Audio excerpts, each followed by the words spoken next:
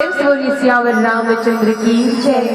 राइए मानस में सज्जनों, आगे गोस्वामी बाबा जी लिखते हैं कि लिंग कपि और लाई पुलकित तनु लोचन सजन प्रीति हृदय समाई सुमरी राम रघुकुल तिलक। मानस में सज्जनों, जैसे ही हनुमंत लाल जी महाराज अपनी पीड़ा से बाहर आते, पीड़ा रहित होते हैं, तो भरत जी महाराज उस वानर को अर्थात हनुमंत लाल जी महाराज को अपने हृदय से लगा लेते हैं।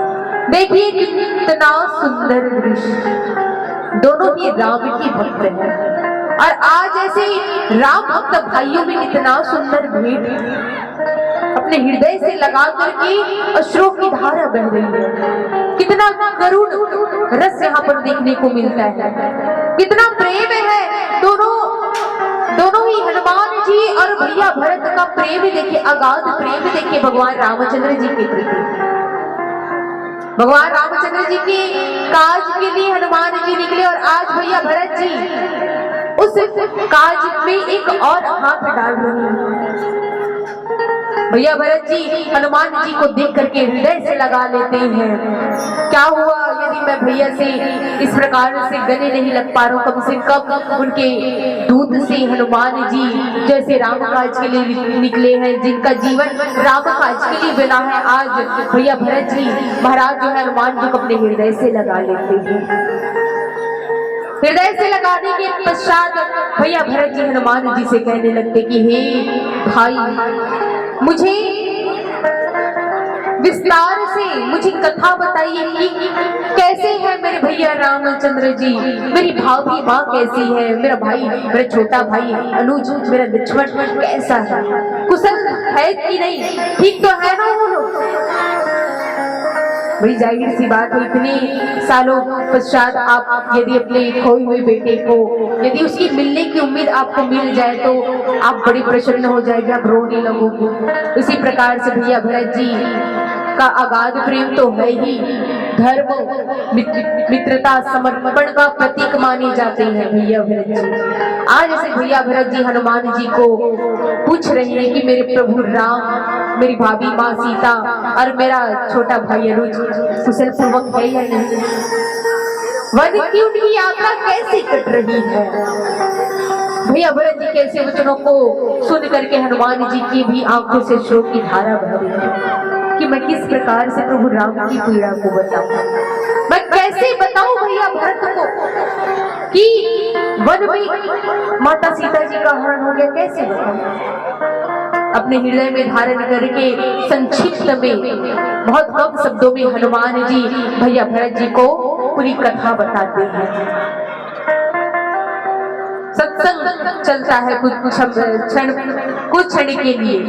हनुमान जी बहुत प्रकार से प्रभु राम के बारे में बताते हैं, बहुत हड़बड़ी में भी रहते हैं क्योंकि उधर औषधि को लेकर के जाना है ना, जब तक औषधि को लेकर के नहीं जाएंगे तब तक इलाज कैसे होगा, भैया लक्ष्मण जी की पीड़ा कैसे बाहर आएगी। तो मानस में सज्जनों, बड़ी संक्षिप्त में आज हनुमान जी महाराज जो है भैया भरत जी को राम कथा सुना करके कहते हैं कि हे भाई, लक्ष्मण जी जो है वो मूर्छित हो गए हैं, उनके लिए मुझे औषधि लेकर के जानी, पूरी विस्तार से तो नहीं लेकिन संक्षिप्त में जल्दी जल्दी राम कथा को बता करके विदा लेते हैं। भैया भरत जी कहते हैं कि हे हनुमान जी, आप एक काम करिए, आप इस पर्वत सहित मेरे बाण पर चढ़ जाइए, मैं प्रभु राम को भज करके उस बाण को छोड़कर आप उसी प्रभु के प्रताप से आप सीधे वहां पहुंच जाओगे। हनुमंत लाल जी महाराज सोचने लगते हैं, थोड़ा अभिमान आ जाता है भाई। भैया भरत जी कहते हैं कि मैं प्रभु राम के प्रताप को सुमिरन करके याद करके आप इस पर्वत सहित मेरे बाण पर बैठ जाइए, मैं इस बाण को छोड़ूंगा, आप पहुंच जाओगे वहां।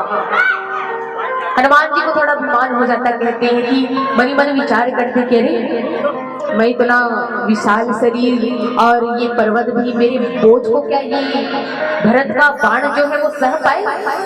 हनुमान जी कहते हैं कि आप निश्चित रहिए भाई, भैया भरत आप निश्चित रहिए, मैं भी आपके ही प्रताप के, आपके बाण के प्रताप को प्रभु राम को भज करके पहुंच जाऊंगा। मानस प्रेमी सज्जनों, आइए पीली बत्ती का संकेत और हमारे कथा सार की सीमा बस यहीं तक सीमित रही। आइए इस प्रकार से आज का ये कथा प्रसंग रहा कि किस प्रकार से भैया भरत जी हनुमान जी को देख करके उन्हें एक गलत फहमी हो जाती है कि ये कोई राक्षस है, तो भी बिना फर का बाण मार देते हैं। और आज किस प्रकार से एक दोनों राम भक्त का अगाध प्रेम आज इस प्रसंग में देखने को मिलता है, क्योंकि एक भक्त की पीड़ा एक भक्त ही जानेगा। जिसकी एक जैसे ही पीड़ा हो, एक दूसरे की भावनाओं को जल्दी समझते हैं। तो आज भैया भरत जी की पीड़ा को देख करके हनुमान जी ने दिलासा देते कि आप निश्चिंत रहिए, प्रभु रामचंद्र जी बहुत जल्द लौट करके माता सीता जी को लेकर के अयोध्या नगरी जल्दी पहुंचेंगे। तो ये रही आज की कथा प्रसंग। यदि मुझसे कोई गलती, मुझसे कोई भूल चूक हो गई होगी तो आप हमें अपने बच्चे समझकर मेरी गलतियों को, मेरी भूल चूक को क्षमा कीजिएगा, क्षमा कीजिएगा। प्रेम से बोलिए सियावर रामचंद्र की जय। आइए, हमें भी तन मिला है, ये चोला मिला है, तो क्यों ना हम भी अपने इस तन को, अपने चोले को, अपने जीवन को राम भजन में लगाए। आइए, अंतिम भजन बड़ा प्यारा गीत है। प्रेम से बोलिए सियावर रामचंद्र की जय।